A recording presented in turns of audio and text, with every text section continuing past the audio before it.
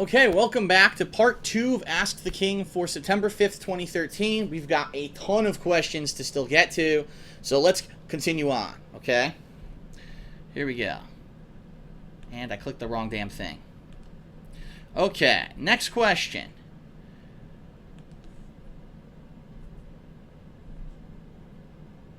This is an interesting question. I've talked about this issue from time, not really an issue, this topic from time to time, but I never really fully explained how it works, okay? This question is from the blue balled one, and to which I say, I'm very sorry, sir, that you have blue balls. It's not a good feeling, okay? And the question is, Dear Phil, does your partnership with Machinima allow you to do tax write-offs since you're self-employed? If so, how much would you get at the end of one fiscal year after your professional taxman tallies up all the costs? I can imagine him going through all the GameStop and Best Buy receipts. Alright, so here's the bottom line. The way that it works being self-employed is that anything that you purchase during the course of a fiscal year is January to December, okay? Anything that you purchase that is related to your business and or what you do to make money can be considered a tax write-off. So this could include anything from equipment, like the camcorder that I'm actually using to stream this and record this right now, to games, the physical games and things that I buy during the course of the year, okay? It could also include travel costs. So for example, the trip that I went to SGC, I did full video coverage of SGC. The actual cost of travel to there, the hotel cost, that kind of stuff is covered, okay? Anything involving me making videos is covered.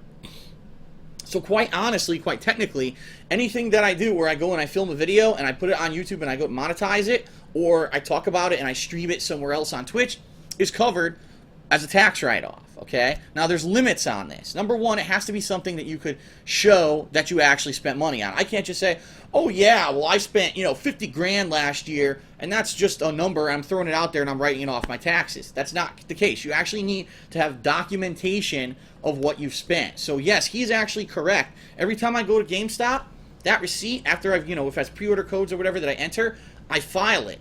And then at the end of the year, it's not really the end of the year, it's tax time, which is April, I go into a spreadsheet that I have, and I have to month by month go through all my receipts for the past year of all the money that I've spent on travel, on equipment, on video games, etc. And I have to itemize it. I actually break it down. Other things that are included. Cell phone. Why? Because I'm constantly using my cell phone to tweet, to check on videos, to do things like that. So cell phone is covered. Internet. The internet of my condo is covered because I'm using the internet right now. The internet is integral to what I do. So all these ongoing costs are covered as tax write-offs. Now you may say to yourself, what is a tax write-off? I'm no tax guru. What does that mean? What that means is that any money that I spend on these things that I'm accumulating and I'm tallying up in this spreadsheet cannot be taxable income. Alright, so let me explain what I mean. So let's say, I don't know, and I'm just throwing out a hypothetical. Let's say that I made $50,000 in a year, okay? And over the course of the year, I spent $10,000 as, travel cost of video games, which, by the way, are expensive. Just this year alone, I'm spending a tremendous amount of money with all the capture equipment, the new consoles coming out, all the travel I've already done, okay?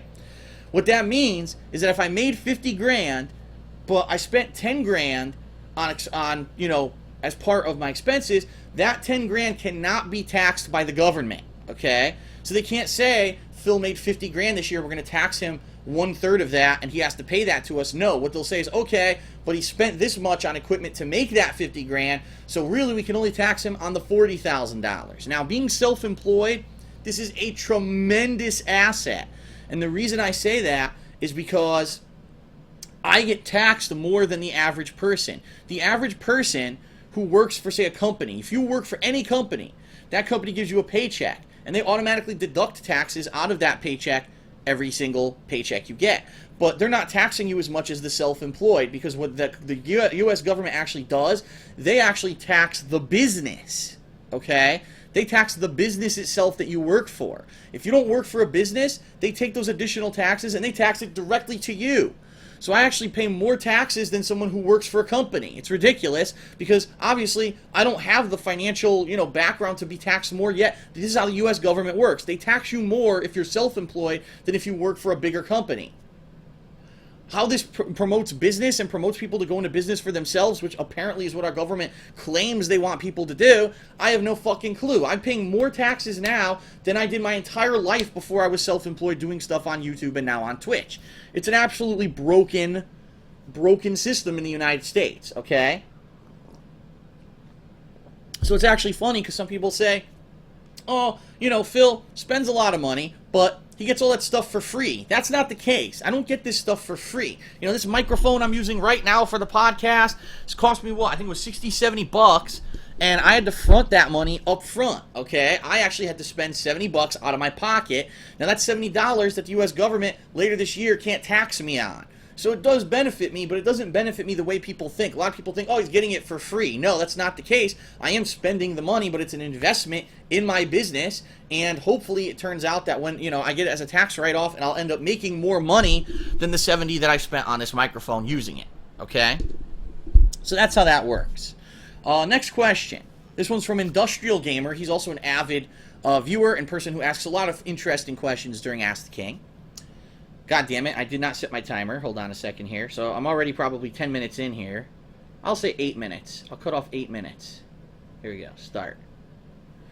Alright, and Industrial Gamer asks, Phil, both the next-gen consoles are going to have the ability to add 1,000 or more people to your friends list. I think it says Xbox One will have 1,000, PS4 may have up to 2,000. That's the rumor right now. That being said, do you think that moving into the next generation, you'll start adding more fans and or people who you know to your friends list, whether it be for certain games or the possibility of more active fans that you can communicate with? Longtime fans like myself have enjoyed your friend request ridicules in the past, and they know your current stance on adding people to your friends list because you can only have 100 people in each friends list on each console. But since you're going to have so much more space, it might be something you may want to look into. Obviously, you can't add everyone, but it's just a thought. Alright, so here's the bottom line. And this is what a lot of people don't realize when I talk about friends lists and stuff like that. My friends list is not full on either Xbox Live or PlayStation Network. I don't have 100 friends. But you may find that funny because if you try to send me a friend request, it's going to tell you right now that my inbox is full. Alright? This is the problem with this current gen of consoles that I don't know if they fixed in the next gen, and no one seems to be talking about it because no one even realizes it's a problem. When you are a known person on the internet, what ends up happening undoubtedly is that people are going to send you random friend requests if they know your nickname, whether it's on Xbox Live or PlayStation Network or wherever it is, okay? And what ends up happening is it floods your inbox. For whatever reason, in all their wisdom, and I don't know why this is, both Xbox Live and PlayStation Network count a friend invite request as an active friend. Why? I don't know. So even though I may only have maybe 15 people on my friends list on Xbox Live in its head thinks that my friends list is full. Okay? And what I would literally need to do to add someone to my friends list is to delete the friend requests that are in my inbox to make room for new friends. I don't understand why the hell that is. It makes no sense whatsoever. A request versus actually accepting someone as a friend, they're two completely different fucking things. So what both of these companies were thinking when they designed their you know, online communication system, I don't know. It makes no logical sense. It really doesn't, okay? So what I'm hoping is that with this next gen, that won't be the case. Because I'll be honest with everyone.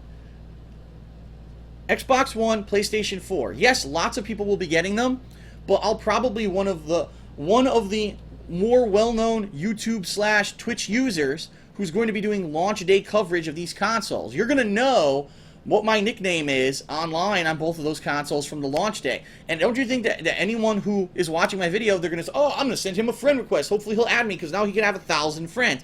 I can guarantee you within a week, both of those lists are going to be full of friend requests. I almost guarantee it, okay? So before I even get to add the people who are really legitimately going to be my friends on my friends list, I'm going to have inboxes that are spammed with friend requests, okay?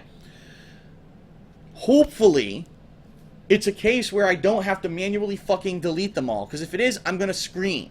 This whole generation, 8 years, it's been a major flaw of the online communication systems of consoles, Please, Lord, let it be fixed. If it's fixed, I would have no problem. Oh, we're going to do, stuff online, cooperative together in some of these new games. Sure, if I have a few good matches with you, I'll add you as a friend. I think that's what it was intended to be. Oh, you played someone online in a fighting game. Wow, they were really good. You had a good match with them? Send them a friend request. See if maybe you want to come later on and make a custom lobby and play with that person some more. Same thing with other games. You had a fun multiplayer game of this certain game. He was a really good teammate. Send him a friend request. I've never been able to do that because my box is always fucking full. So I've never had that experience, okay? If it's fixed with the next console generation, yes, there is potential that I will be adding a lot more people to my friends list, okay? So let's just put it that way. Okay. Next question is from Clayman315. And Clayman asks, "Hey Phil, a while ago you said that you liked the animated Justice League show. That is true. I actually very much enjoyed the Justice League original show, and then they did Justice League Unlimited. I really liked both shows. They were really well done. After that, you said that publicly, I actually went back and personally watched it. During Season 2 of Justice League, there's a multi-part episode called A Better World. It revolves around an alternate Superman who kills Lex Luthor for reasons somewhat similar to why Superman kills the Joker in the plotline of the Injustice video game. Then, basically the show goes to this alternate dimension where Superman killed Lex Luthor. The whole story is very identical to the Injustice Gods Among Us story. I've not been able to find evidence proving that the Injustice story creators copied this story, or if they've just created the story by themselves and by chance it's very similar. My question is, do you think that the story creators of Injustice took elements of this episode, or just happened to create a story that was similar?" And that's from Clayman315 again.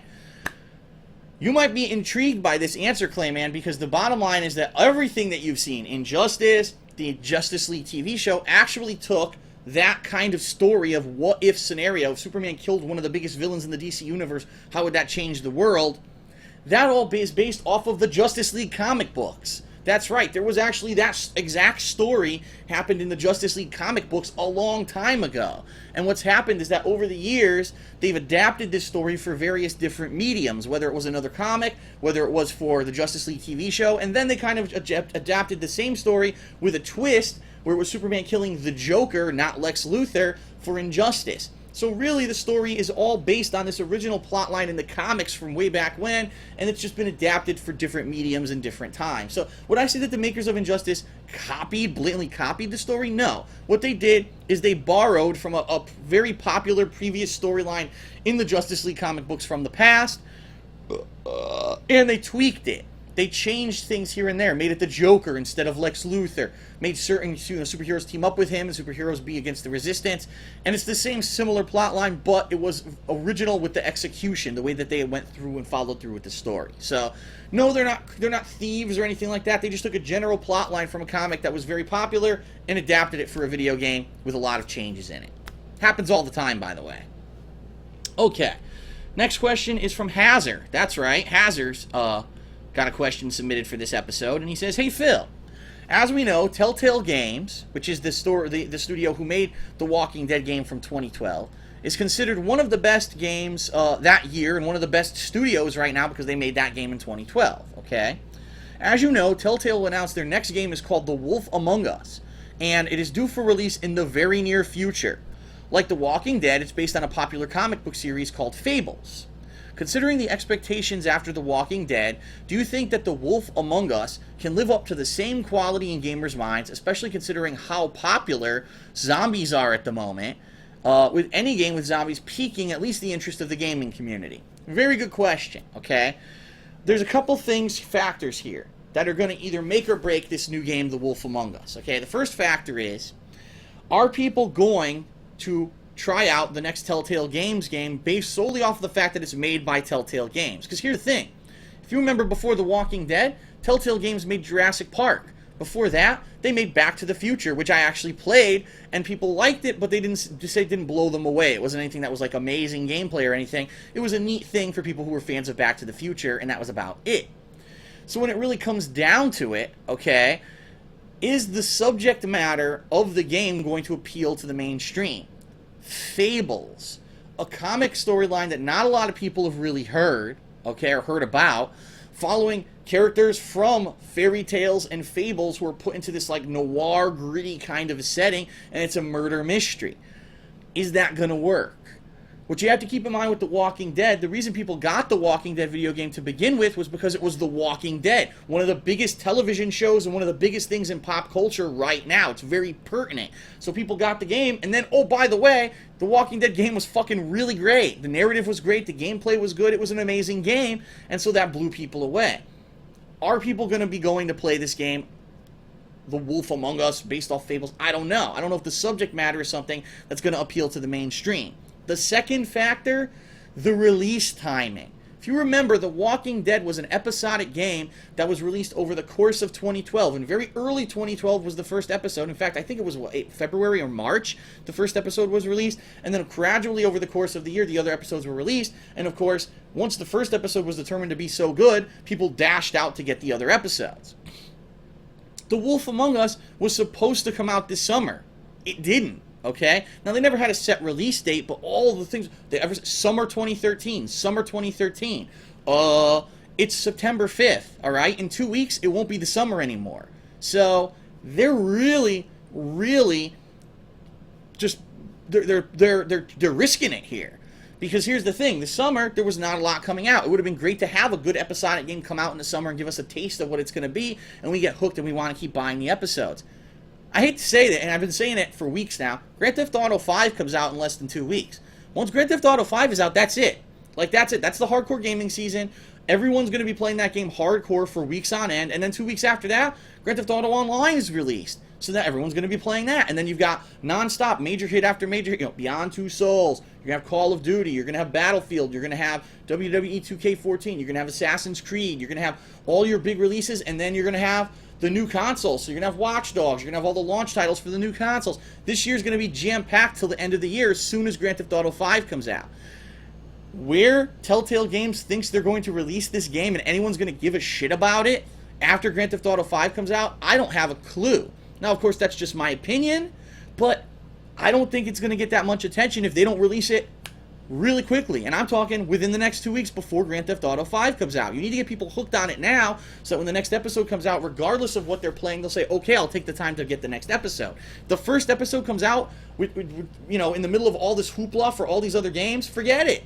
Just seriously, forget it. The Walking Dead came out in the perfect timing. Early in the year when there was very few releases and people gave it a shot and loved it. I don't know what Telltale is thinking with this game. I mean, if it's not ready, it's not ready, but you can't release it during the hardcore gaming season and expect it to get any kind of attention. Seriously. Okay.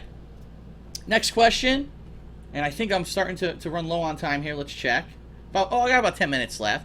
Next question is from Alex. And he says, hey, Phil, I remember that you allowed donations back in the day, back in 2008 to say 2010, you would actually announce when someone donated to you on PayPal in videos, like you would give special thanks and stuff. My question is, do you still have a PayPal? And would you announce donors in the future? Also, if you don't accept donations anymore, is it due to information safety, so that your email doesn't get seen by many? Or is it just that it's unneeded? What's the deal? Because you used to do it, you don't do it anymore.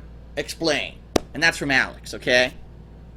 This question became a lot more pertinent earlier this year when I started streaming on Twitch. And the reason is, the vast majority of people who stream on Twitch TV all accept and constantly, frequently ask for donations. And a lot of people, when I started streaming, were like, there's no donation link. Where do I donate? And everyone was like, he doesn't accept donations. And they were, what?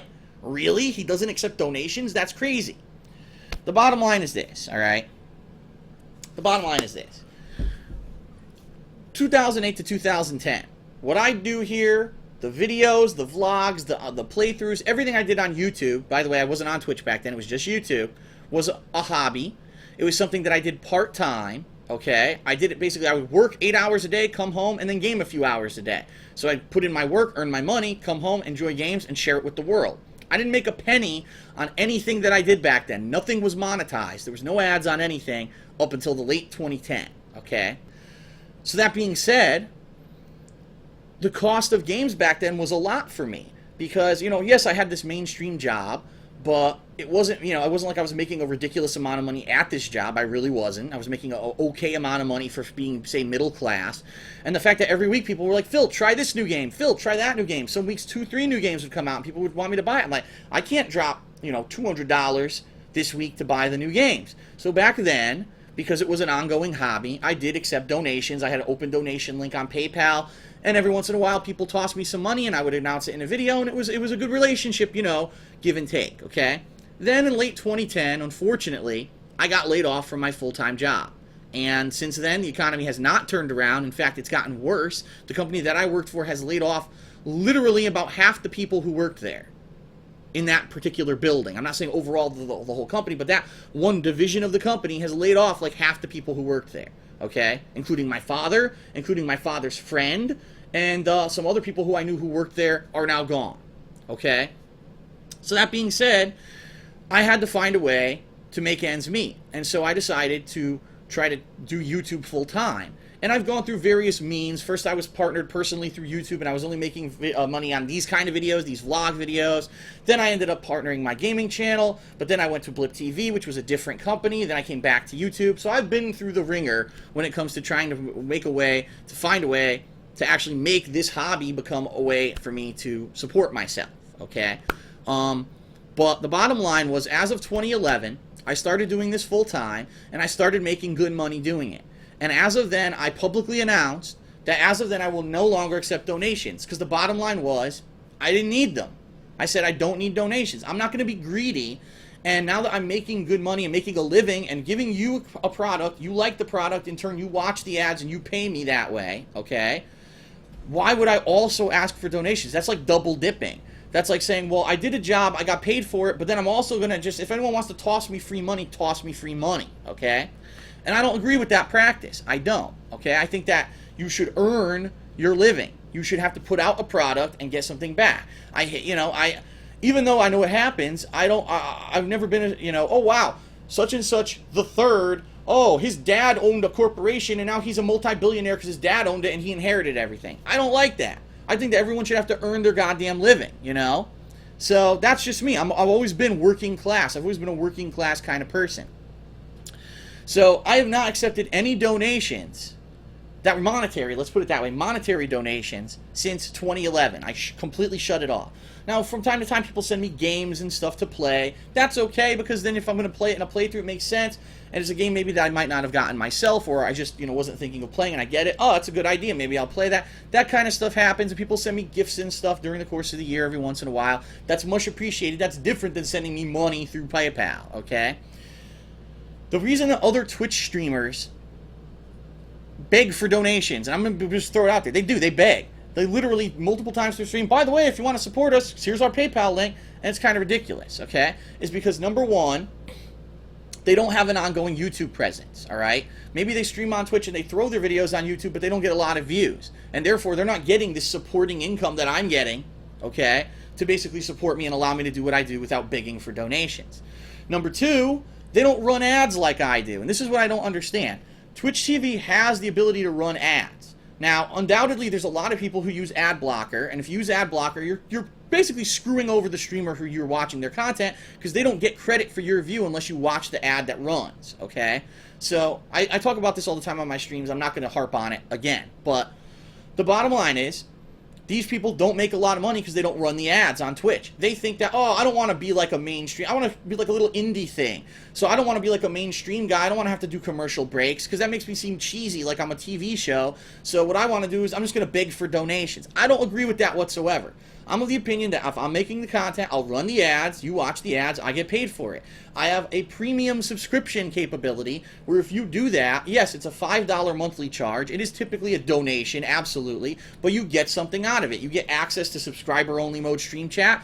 I made custom emotes for you guys. And I am very grateful for the people who are doing ongoing subscriptions. The bottom line is you get something for it. It's not just I'm sitting here begging for donations and you give them to me, okay? So that's the bottom line, is I'm not that kind of person that's going to sit here and beg. I create the product. If you like the product, you'll watch it, and I make out based off of your viewership and your viewing of the ads that's on the content. That's how I make my living, okay? Now, that being said, I've said this in my streams. I'm going to just very quickly gloss over it right here.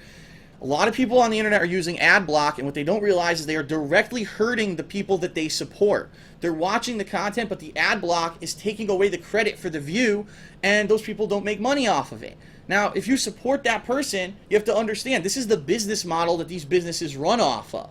So I don't beg for donations, but I have to kind of trust you guys, the viewers, to not be using ad block when you're watching my streams on Twitch and when you're watching my content on YouTube, because if you do, basically no money's being made, and companies like Machinima, who have me partnered, are going to say, well, we don't want to partner him anymore because he's not making any money on his videos because everyone blocks the ads and we don't make money on the ads, okay? So that's the bottom line. That's why I don't accept donations. That's the full story on that subject, okay? Wow, since I have a minute left, I don't know if I have a quick one I can ask here. Let me see if there's a real quick one. All right, you know what? I am going to jump ahead very quickly to a quick question from Twitter, and then we're going to do part 3 where I'm going to answer some more of these questions, and we're going to do the stream chat questions, okay? So this question was from Twitter. It was from the King of Storm, and he says, how did your back injury start? I've talked about this in the past, but it was quite a long time ago, so I figured this may be a time to get everybody up to speed on what's going on with my back. I have a severely herniated disc between my L4 and L5 vertebrae in my back, okay? It's not something that happened immediately. It wasn't like I got a car accident, someone hit me in the back, I fell. It was nothing like that whatsoever. It was a gradual thing over the course of my life. I can remember when I was a small child in grammar school that we didn't have lockers. That's right, we didn't have lockers in our grammar school, so we had nowhere to store our books. So for a full day's worth of books, we had to carry it on our backs all day long. So for, what was it, a good, kindergarten through 8th grade, 8 years of my life, when my back was developing, I had a heavy-ass, 20-pound backpack on, weighing me down. I'm sure that might have been a contributing factor to why my back has problems, okay? Over the years, I was kind of a very physically active guy. I used to play some sports. In addition to that, I used to play competitive Street Fighter. Competitive Street Fighter used to be held in arcades, not at home sitting on a couch playing on your couch with a gamepad or a joystick. It was all standing up for hours on end in arcades. In addition to that, most of the jobs that I had until I got out of college were jobs where you're standing, whether it was fast food, whether it was selling computers or products at Best Buy or Circuit City. I was constantly on my feet all the time. And I think because of that, again, the fact that in my developmental years, my back always had a big heavy weight on it. During the course of my life, I always had jobs where I was standing up. That could have contributed to my back. But I can point out the one point, okay, the one point in my life where I realized I have a serious back issue. My back had been giving me pain, okay, soreness, some shooting, like nerve pain, and it was really pissing me off. I didn't know, what was it? What was the source of this pain? And I remember this one day I was actually playing football. It wasn't, physical, it was touch football in a local park, and it was someone's birthday, I believe, one of my friend's birthdays. And we were playing it in touch football, and I remember playing it, and after playing it for about 2 hours, my fucking back hurt so badly. And I was like, what the hell was it? I don't remember, was it because the ground was too hard and I was running on rocks? And, I was trying to rationalize what was it that was the problem with my back. And then finally I said, I can't take it anymore. I gotta go to a doctor. Went to a doctor. He took x-rays and tried to tell me there was nothing wrong. I said, doctor, are you out of your mind? Right now I'm talking to you on the phone. I'm in excruciating pain in my back, and you're going to tell me there's nothing wrong? I don't think you know what the hell you're talking about. He says, all right, I'm going to send you to an MRI. Went to an MRI. They found my disc in my lower back was to the point where it was going to explode. That's how severely herniated it was. It was to that point. And he said, listen, if you don't immediately make lifestyle changes, you're going to be in serious problems. You're going to be in operations, to fix this, and it might not even work. You're going to be in serious trouble for the rest of your life. I said, all right, so I had to make life changes. I stopped doing heavy physical activity, heavy lifting of stuff. I used to drive everywhere. I don't drive on the highway anymore because my back hurts so badly, and it actually does stress out that portion of your back when you are driving on the highway. What if I was driving on the highway 65 miles per hour and I get a back spasm or something, or a car swerves in front of me, I need to brake and I can't because my back hurts and, I'm delayed. I could die. Or, God forbid, I could kill someone else. It would be very irresponsible for me to be driving on the highway with my back in the condition that it's in, okay? I can't do physical, like working out. I used to lift weights. I can't do that anymore. because it's going to put stress on my back. So what I've done is I've made lifestyle adjustments to find a way to keep my weight down. By the way, if you haven't noticed, over the past few years I've done stuff to try to lose some weight so that I'm not as heavy as I was. And I think the last time I weighed myself, I was the lightest. I'm around 207 now, which is pretty good. Obviously my goal weight is probably around 190, but I'm doing good with my diet, you know, not going overboard, eating, you know, fatty foods. And that's funny because people watch my DSP tries, he always eats fast food. It's not the case. Most of the time I'm eating healthy stuff. I'm eating turkey burgers, I'm eating veggie burgers, I'm having, you know, healthier stuff, and I eat a way less than I used to as well. That's pretty much the story with my back. Now, here's the thing. I've always held off from getting a back surgery to fix my back because it's very risky. The back surgery that they do, it's very intrusive. They have to cut you open you up, you know, take the disc, cut the disc out, fuse the spine physically. It's very time-consuming, and it's a very risky surgery. And I actually know a couple people who got it and are much better. And I also know a couple people who got it and they're actually worse than they were before. It's very touch and go. It's not foolproof. The good news is, I have heard that they now have, it's new, it only came out this year, a new method to do the same kind of operation that's less intrusive using lasers, all right? And what I'm actually thinking of doing is that next year, hopefully, I'll get to move. If I do move out of Connecticut and I move in with my girlfriend, at least I'm living with someone. So if I can go get this surgery and get my back fixed, and let's say I'm laid up for 2 weeks because of it, I at least have someone who's with me who can help me to get around and stuff. That's the problem right now, is if I were to have the surgery right now, I'm bedridden. I'm bedridden for a month, and who's going to be bringing me food? Who's going to help me get around? Who's going to, you know what I mean? I couldn't do it. I live alone. I need to be able to move to a bigger, better place where, number one, it'd be easier for me to get around if I do have the surgery, and number two, someone who's living with me to help me. And I don't have that right now. That's really, I have to be honest with everyone, that is one of the major reasons why this year, and I've apologized to everyone for this, there's been a little bit more negativity around me. Because I was originally hoping that this year would have been the year that I could have moved, and I could have moved in with my girlfriend, and I could have maybe gotten the back surgery and improved my life. And because I got the pay cut from Machinima earlier this year, because my views are obviously down this year, no one's arguing that, I've unfortunately been forced to not be able to do that. I had to hold off, and now I'm kind of up in the air, touch and go, because I don't know at the end of this year, is Machinima going to renegotiate my contract again? Am I going to be making even less money next year? Now I got to put it off again. And this is what's pissing me off, is that I just want to be healthy, and I've had to hold off on it now in a major way because of all this. And people, this is what gets me. He talks about views all the time. All he cares about is money. You know, maybe there's a reason behind it. Maybe because I would actually like to be physically able to do some of the stuff I used to be able to do. Maybe I wouldn't like to feel like I'm a cripple for the rest of my goddamn life. And maybe that's why I'm so concerned about this stuff. You know what I mean? So people don't seem to understand a lot of stuff that I talk about, and they always misinterpret it and shit. And the bottom line is, I just would really like to improve my life, and I can't do it right now. I can't do it. I can't even look into this surgery because I would have no way to be basically taken care of when I am laid up after the surgery. So I'm really hoping that the end of this year things are positive. If not, whether it's Machinima or not, we're going to have to see what happens, but I'm going to have to find a way to turn things around and stay positive and keep going, and hopefully next year I'll be able to move and I'll be able to get the surgery and things will be better. So that's the story with my back, okay? And I thought that was going to be a short answer, and it ended up being longer than most of my other answers. Alright everyone, so right now I'm going to take a short break on Twitch. If you're watching this on Twitch TV, if you're on YouTube, just go ahead to part 3. If not, come on back. I got more questions to answer, and then we're going to finally get to the stream Q&A. So thanks a lot. Stick around. I'll be right back.